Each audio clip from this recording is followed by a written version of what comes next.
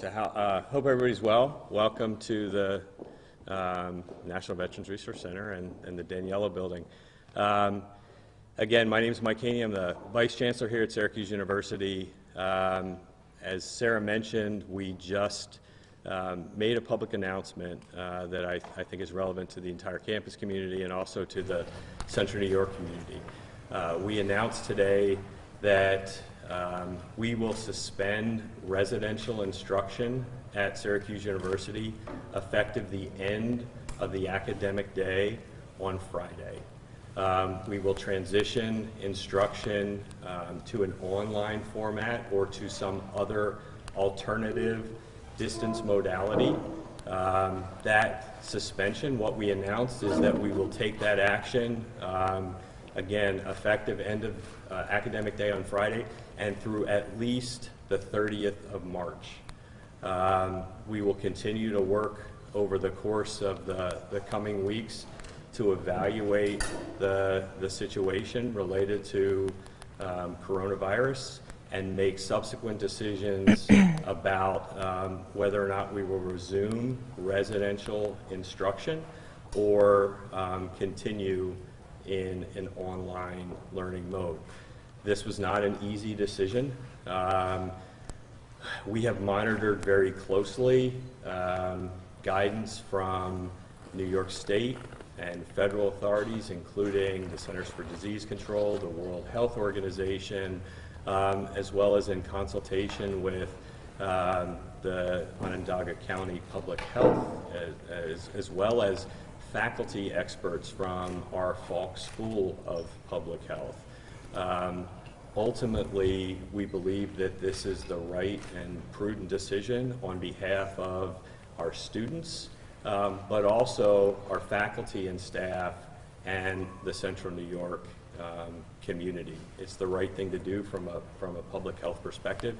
If you look at our student population, the 15,000 plus, for example, undergraduate students about to leave on spring break, you know, we did the research, we used data. That population, almost 60% of our student population at the undergraduate level, if they return home, will return home to locations, almost 5,000 students downstate New York, but also to Southern California, China, and Florida, and northern New Jersey. That's about 60% of our undergraduate student population.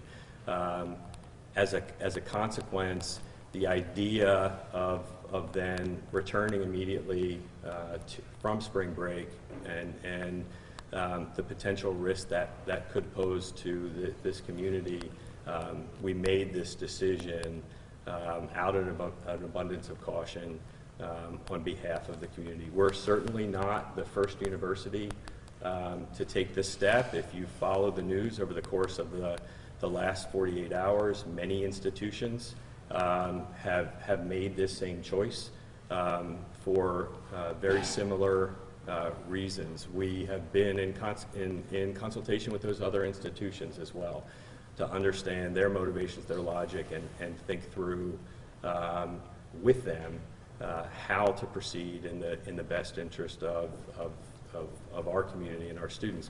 Our students, we will use the next several days to work with faculty and support our faculty in the transition to online learning. More than a week ago, we essentially retasked a significant number of SU employees out of our Center for Online and Digital Learning, our Center for Faculty Support, as well as our Information Technology Group to build and then deploy something, I'm going to get the name wrong, our Rapid Online Development Toolkit for all faculty to help them and support them in their effort to move courses online. That toolkit, as well as a whole suite of academic continuity resources, are now out and in the hands of faculty.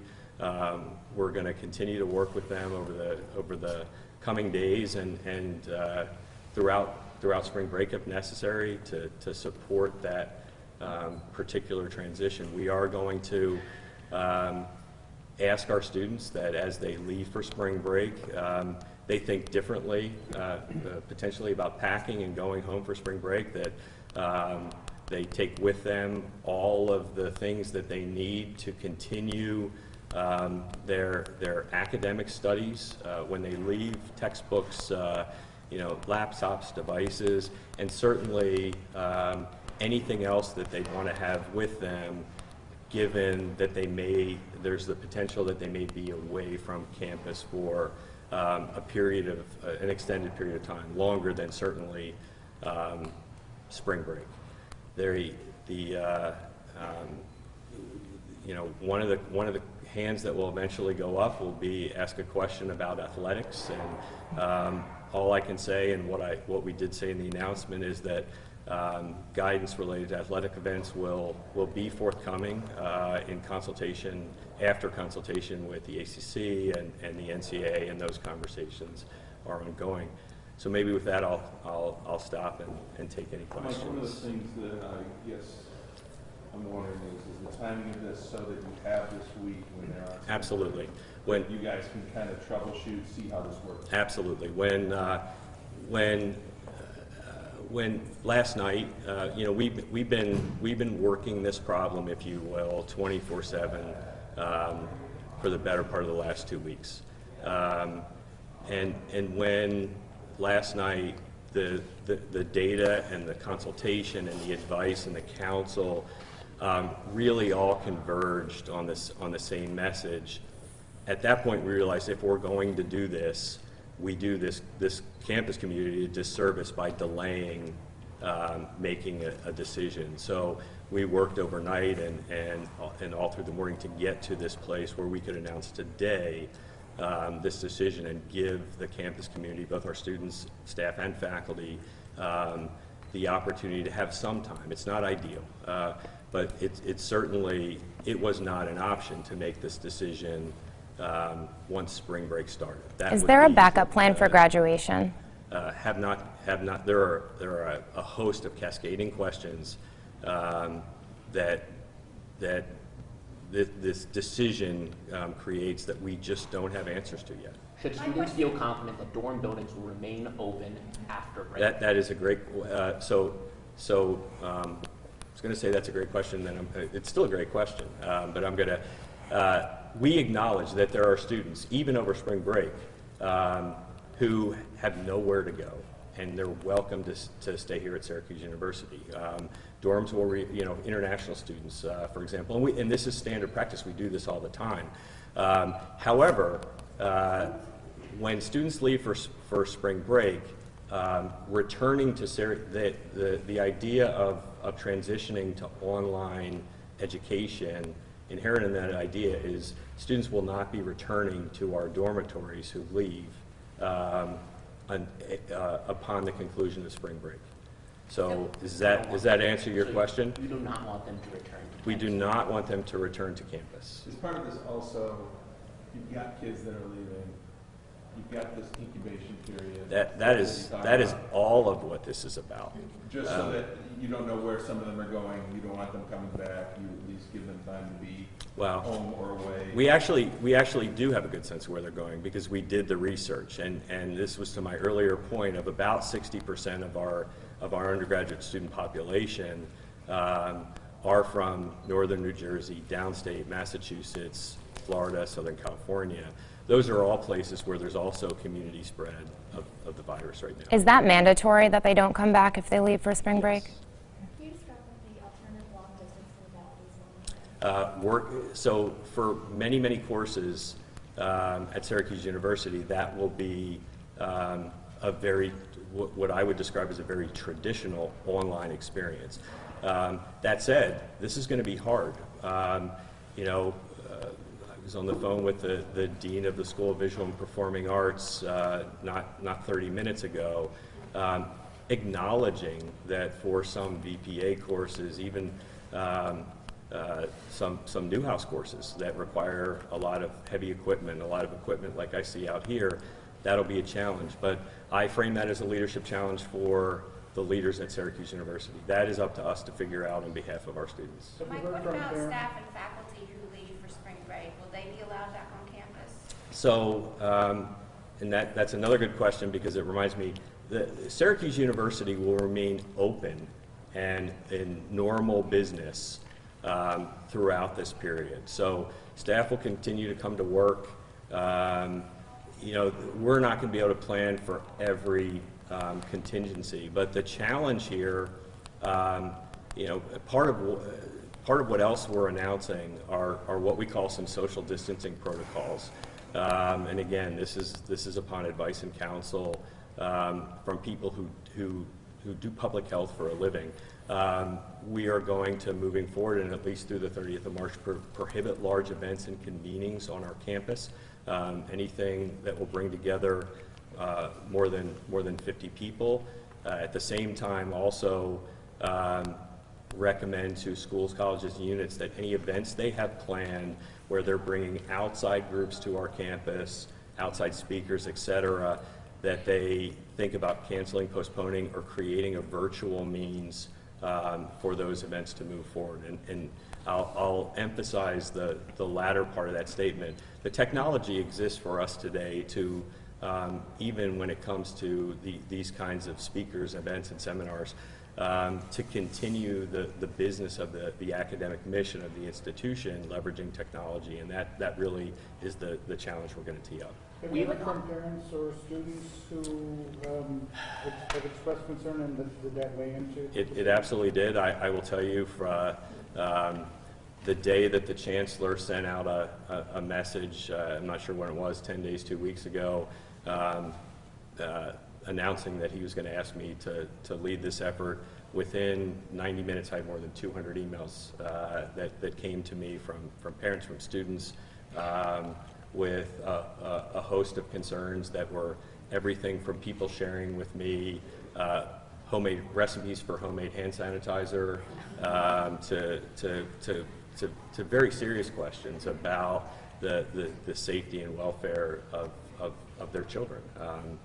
And I think it absolutely did weigh into this decision. And I will tell you, the other group we've heard from, candidly, are residents of Central New York. There is a concern, not just with Syracuse University, but with a large number of educational institutions in Central New York, that while there is not a case of coronavirus confirmed anyway here in Central New York, that as students leave for spring break and go out into the world, the potential to seed spread of coronavirus here exists as folks come home. So we also heard from members of our own community concerned about what our plans are. Have there been any university conversations about the future freshmen coming in the fall who might be coming from China or other areas in the U.S. where coronavirus is present? Not yet, but those conversations have to be teed up. What about the value of, tuition? And you're looking at online classes. There are a lot of interactive majors like Newhouse who rely on, using the studio, using the equipment. Are you looking at that at all, and what you? Again, another issue on the long list of issues that we have to tackle now that we've made this decision. But I don't have any definitive answers for you as to how that will eventually roll out. We've talked to students who are concerned that they may have the coronavirus, they came in contact with someone who had the coronavirus, and they tried to call up the Barnes Center on Saturday evening, and they told them that they have to call up Monday because the Barnes Center is closed. I can't imagine that is the case. We have stood up a very specific incident protocol. I personally am involved in every one of those incidents. The Barnes Center folks have that protocol. Matter of fact, we have executed on, and all the incidents that we've had to date where those issues have been elevated have all been confirmed as misinformation. And what I mean by that is folks concerned about a potential exposure, that when we then reach out to Onondaga County Public Health and others through the approved protocol, it's been determined that there is no risk. So will the Barnes Center open for appointments on Sundays now? I can't answer that question. I do not know. Employees, are there any, protocols for them working from home as well? Yeah, so We are working with HR right now, and there will be some further guidance coming out into the future about potential work-at-home protocols for some employees yet to be determined. Mike, is there consideration about changing what students would go through if they choose to withdraw in the middle of the semester? Would they have a different line of how they can finish the class, or is there a time of refunds? We have not had any of those conversations yet. Mike, what variables will you be focusing on when it comes to any possible movement at that March 30th date? Lots and lots of advice and counsel from people who do this for a living. I am not an epidemiologist. I had troubles for the first couple days of this assignment saying that word. That said, I was blown away by my first meeting, for example, with faculty right here at Syracuse University who do this work for a living. And one, how passionate they are about the work. Two, how informed they are relative to what's going on globally. We really have relied on expert counsel, people who know these issues, do this work for a living, as I said, and I think we will continue moving forward. We have tremendous partners at the Onondaga Health Department, the Onondaga Health Commissioner, as well as the New York State Department of Health. They are the legal authority, if you will, as it relates to dealing with a public health emergency like this. And we really have taken a lot of our cues and counsel from those experts. What about SU satellite campuses? What? Are there considerations in place for students who may not have access to internet at home? So in the long list of issues that we have teed up, that is not one that's come up, but it is now one on the list of issues. It has not occurred to me, but it's a very good question. Do you have any knowledge of any SU student, staff, or faculty member that's being tested right now? I do not have personal knowledge of that at all. No. So what happens to SU satellite campuses both in the United States as well as abroad? So we're where we have students right now. So take New York City down to Fisher Center or SU in LA. Those programs will continue, just like the study abroad in London is continuing. But we will not. But they will return. Spring break, like everybody else has spring break, and they will also transition to an online experience. When you mentioned the fact that there's... What's that? Well, that was the question that I just got down here, and I said is a great question. That's something that we have to tackle. Oh, so a couple more questions, okay. One of the things I was wondering is, because the basketball team's going down there, I imagine a lot of representatives from the ACC are down there. Are you waiting until they make a determination on what they want to do going forward with the tournament? Yeah. Afterwards. And So again, an hour ago, I was also on the phone with John Wildhack. John is down there now, I believe. All of the ACC schools are consulting with each other, and as well as the NCAA. We're waiting on guidance as to how that will proceed. And the same is true. We tend to focus on basketball. We have lots of student athletes competing in lots of sports. So how that moves forward is still an open question. But just because the tournament is down there, Yeah. you have all the reps there, so they're Yeah. kind of Yeah. all ready, and they can kind of make this. Those conversations are happening. I understand. You said it's mandatory for students who, are going on spring break to not come back to campus. How are you enforcing that? I mean, what's to say someone, coming back from spring break could come back to campus and, So that is a I'm trying to choose my words, because I would hope, this is an unprecedented global health situation. I would hope that we do not have a student at Syracuse University who would act in a way that is irresponsible and puts the health of others at risk. There's my hope. If in fact that happens, then it really is incumbent upon the university to take some action within the scope of what is allowable for us. But I will emphasize that and footstop that again. This isn't a game. This is a very serious situation, and I hope that our students, our staff, and our faculty take it very seriously. And it's the guidance that we're pushing out is informed by the best possible experts in public health that we can communicate with. And to ignore it, I think we do it at our collective peril. I know you've got this press conference, but if students have questions over the next 3 or 4 days, is there a place online that they can look? Is there a number they can call? So we launched just a few days ago. We made public a new university-wide website. It's syracuse.edu/coronavirus. We're going to post every update, announcement, et cetera, on that website. You should also expect, as soon as tomorrow, additional communications from the university clarifying, adding more specificity, et cetera, to the announcement that we're making today. We wanted to put the campus community on notice of the decision that was ultimately made, recognizing that there's a lot that we have to fill in, and we're going to continue to work to communicate quickly, transparently, and at a level of detail over the next couple of days in terms of a lot of the questions that inherently folks will have. How has communication been like with other colleges inside of the university? I know the iSchool sent an email not too long ago saying things would proceed as normal.